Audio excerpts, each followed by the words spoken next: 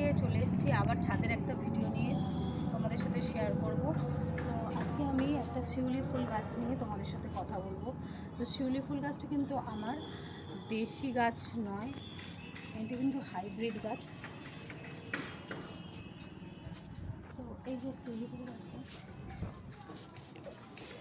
এই যে তোমরা দেখতে পাচ্ছ যে শিউলি ফুল গাছটা, এই গাছটাই কিন্তু আজকে আমি এই গাছটা নিয়ে কিন্তু আমি কিছু কথা বলবো। যেহেতু ফুল আসার এখন সময় হয়ে গেছে, তো এরকম ধরনের শিউলি গাছে অনেক অনেক ফুল আনতে গেলে কি করতে হবে সেটাই তোমাদের সাথে আজকে শেয়ার করব। তো চলো, এরকম ধরনের একটা ফুল গাছে এখনও যেহেতু কড়ি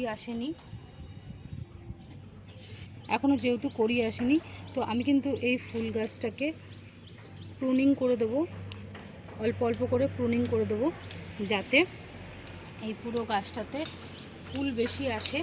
তো এখনও ফুল যেহেতু ধরেনি, তো দুর্গাপুজোর আগে কিন্তু এই শিউলি গাছে অনেক ফুল হয়। তো এখনও যেহেতু আমার কড়ি আসেনি, তো আমি কিন্তু এখন এই গাছটাতে আমি এখন প্রুনিং করে দেবো।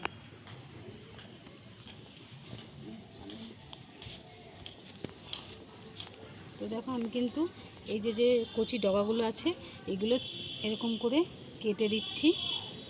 এই যে এইভাবে কিন্তু আমি এই প্রত্যেকটা মাথা এইভাবে কেটে দিচ্ছি।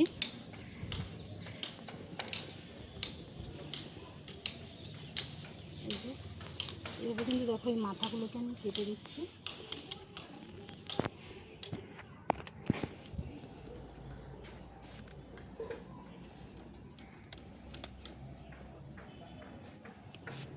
এই যে, তো এইভাবে কিন্তু আমি সব এই ফুলের মাথা কুচি যে ডগাগুলো সেগুলো কিন্তু আমি এইভাবে কেটে নিয়েছি। তো এই যে ডগাগুলো কাটার ফলে কিন্তু এই গাছটা কিন্তু প্রচুর আরও ঝাঁকড়া হবে, চারিদিকে আরও ডালপালা হবে, আর কিন্তু ফুল আসার জন্য অনেক সুবিধা হবে। তার জন্য কিন্তু আমি আজকে এই গাছটা এরকমভাবে প্রুনিং করে দিলাম। আর আজকে আমার নতুন বাগানের সদস্য হচ্ছে এই যে, এটা হচ্ছে দেশি লাল জবা গাছ, এটা নিয়ে এসেছি। এটা কিন্তু আমি কিছুদিন পরে এটা কিন্তু এখন রেখে দেবো ছাদে, কিছুদিন রাখার পরে তারপরে কিন্তু এটাকে আমি টবে বসাবো।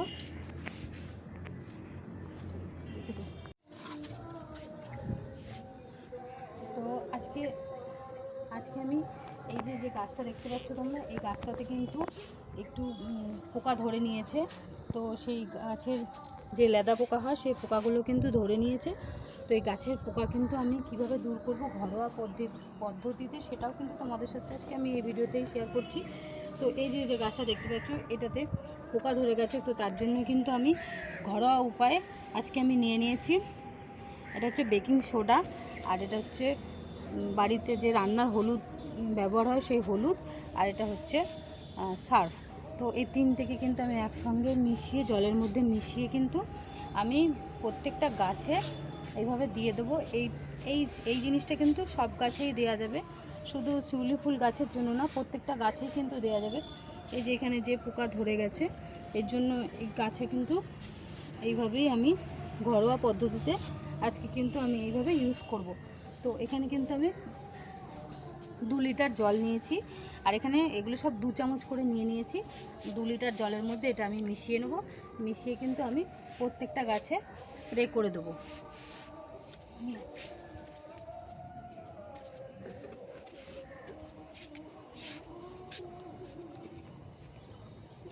এইভাবে কিন্তু আমি এইভাবে দিয়ে দিচ্ছি জলটার মধ্যে, দিয়ে পুরোটা কিন্তু ভালো করে আগে মিশিয়ে নিতে হবে।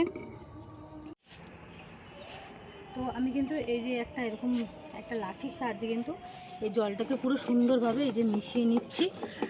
বেকিং সোডা, হলুদ আর সার্ফ সব কিন্তু একসঙ্গে এইভাবে মিশিয়ে নিচ্ছি। এবার কিন্তু আমি এটাকে প্রয়োগ করব।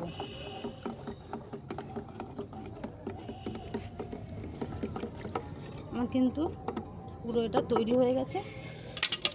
এবার কিন্তু আমি এইভাবে এই যে গাছটাতে আমি দিয়ে দিচ্ছি।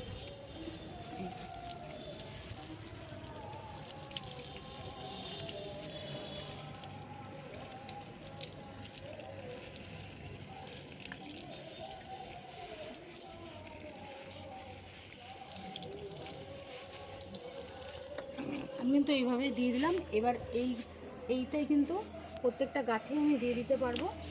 এটা হোমমেড পদ্ধতিতে কোনো অসুবিধা হবে না, যেহেতু হোমমেডভাবে তৈরি করা, তো এটা প্রত্যেকটা গাছে কিন্তু ইউজ করা যাবে। আমি এই গাছগুলোতেও কিন্তু সেম পদ্ধতিতে দিয়ে দিচ্ছি।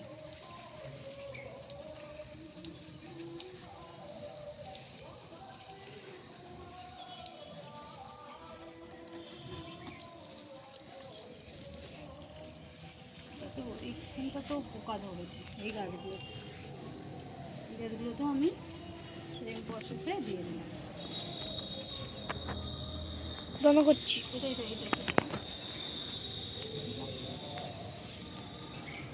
দেখো এই শাকগুলো, যে এই শাকগুলোর মধ্যেও কিন্তু কিছু পোকামাকড় ধরে গেছে।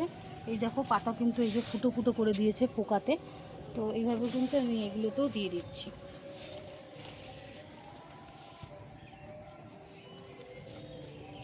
রাখলাম। দাদা, তো আজকে কিন্তু ভিডিওটা আর বেশি বড় করছি না। তো আজকে ভিডিওটা এখানেই শেষ করছি। দেখা হচ্ছে তোমার সাথে আরও একটা কোনো নেক্সট ব্লগে। তো চলো এখনকার মতো টাটা।